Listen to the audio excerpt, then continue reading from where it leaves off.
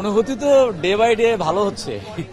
গত পরশুদিন ছিল একরকম অনুভূতি, গতকালকে ছিল একরকম, আজকে যখন আমাদের একটা গ্রুপ আছে ইন্টারনাল, ওখানে যখন আসলো স্ক্রিনশট আসলো যে সোল্ড আউট ইভেন ভিআইপি, তখন অনুভূতিটা ডেফিনেটলি ভালো হওয়ার কথা। কারণ আমরা সবাই ছবি বানাই তো দর্শকের জন্য, তো দর্শকরা যখন বেশি বেশি দেখবেন তখন তো ভালোই লাগে। যখন অন্যদের দেখি সবাই বলে সোল্ড আউট এইটা ওইটা, যদিও আমি ওই টিপিক্যাল ওই জায়গায় আমি মানে সোল্ড আউট হয়েছে এটা তো দেওয়ার কিছু নাই, এটা তো মানুষ দেখবেই, দেখার জন্য তো ছবি।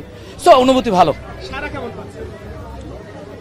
দেখেন আমার ছবিটা না একটু স্লো যাবে, আমি তো ওইভাবে প্রমোশনও ওইভাবে করি নাই, তো আমার ছবিটা মনে হয়েছিল যে অনেক হাইপের ছবির মাঝখানে তো আমার ছবিটা, তো আমার ছবিটা হলো মানুষ দেখে ওরা বলবে যে ছবিটা ভালো।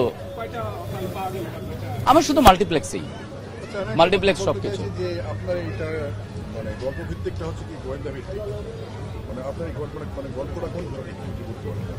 এটা মার্ডার মিস্ট্রি থ্রিলার, কিন্তু আমি এইটুকুই বললাম, বাকিটা আপনাকে দেখে করতে হবে।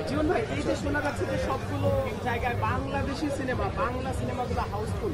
ঈদের সময় দেখা যায় যে বাইরের দেশের সিনেমাগুলোই আমাদের এখানে সবখানে দখল করে থাকে, সেই জায়গায় বাংলা সিনেমার এভাবে এগিয়ে যাওয়ার বিষয়টা, বা এই যে তরুণ, আপনার মতো তরুণ যারা পরিচালক রয়েছেন তাদের এই যে কাজগুলো করা, মানে কিভাবে দেখছেন এই সবকিছু?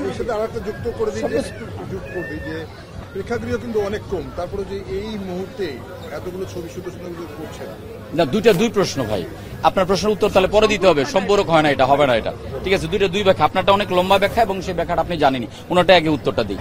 সেটা একটা সিনেমা যদি হল কম হয়ে থাকে, এটার জন্য তো একা ডিরেক্টররা দায়ী না, প্রডিউসাররা দায়ী না, এটার জন্য সিস্টেমও দায়ী, ঠিক আছে। সো এখন আমি সেটা কি করবো, এটার জন্য তো এইটার রেসপন্সিবিলিটি তো আমি নিতে পারবো না। এজ এ ফিল্ম মেকার আমি তো এটা ছাড়া অন্য কিছু শিখি নাই, আমি তো এটাই বানাবো। এখন আমার হয় সিনেমা বানানো বন্ধ করে দিতে হবে, অথবা সিনেমা বানানোর পরে আমাকে সিনেমা রিলিজ দিতে হবে না। এটা কারণ একসাথে এতগুলো সিনেমা কি আসছে, যারা এখানে টাকা ইনভেস্ট করছে, যে পরিচালক বা প্রডিউসাররা এখানে ইনভেস্ট করছেন, তোমরা ছবি রিলিজ দিবেন না। এখন কতগুলো সংখ্যা হচ্ছে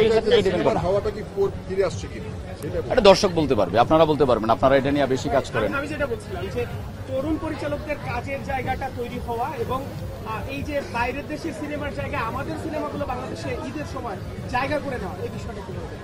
না, সিনেমা যখন থাকে না তখন তো বাইরের সিনেমা থাকবেই, এটা খুব স্বাভাবিক। সেকেন্ড থিং হচ্ছে যে তরুণ পরিচালকরা আসছে বলেই তো আজকে সিনেমা নিয়ে এত কথা হচ্ছে। পুরা ইন্ডাস্ট্রির, মিডিয়া ইন্ডাস্ট্রির ম্যাক্সিমাম ক্যামেরা চ্যানেল কিংবা প্রিন্ট অনলাইন যাই বলেন, সবাই এখানে ফোকাসড। কেন? বিকজ সিনেমাটাকে আসলে সবাই চায় সামনের দিকে এগিয়ে নিতে। তো অ্যাজ এ মেকার আমার তো একটা ছোট্ট কন্ট্রিবিউশন, একটা মুভি মানে একটা সিনেমা বানানো।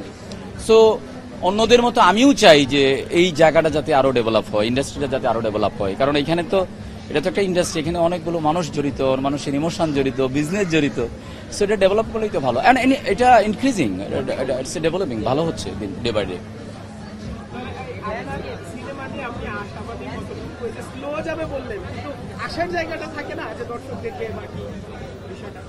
দর্শক তো দেখতেছে, তো দেখা যাক আরো।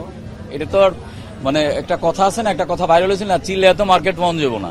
তো এখন জিনিসটা হলো কন্টেন্টের জোরেই যাবে। মানুষ তো দিন শেষে সবকিছুর পরে গল্পই দেখতে চায়, গল্পের সাথেই সম্পর্ক তৈরি করতে চায়, একটা জার্নির মধ্যে দিয়ে যেতে চায়। কারণ একটা সিনেমা দিয়ে তো আর আপনার কিছু না, ইটস এ ভেরি, সিনেমা তো একটা ইমোশনাল প্রোডাক্ট, এটা তো রেশনাল কিছু না যে চাল না থাকলে আপনার চলবে না, কিন্তু সিনেমা না দেখলে আপনার চলবে। তাই সিনেমাটা কেন দেখেন? আপনি বিনোদনের জন্য দেখেন। সিনেমাটা যদি বিনোদন দিতে পারে তাহলে তো আর টেনশন নাই। সো এটা দর্শকই বলে দিবে।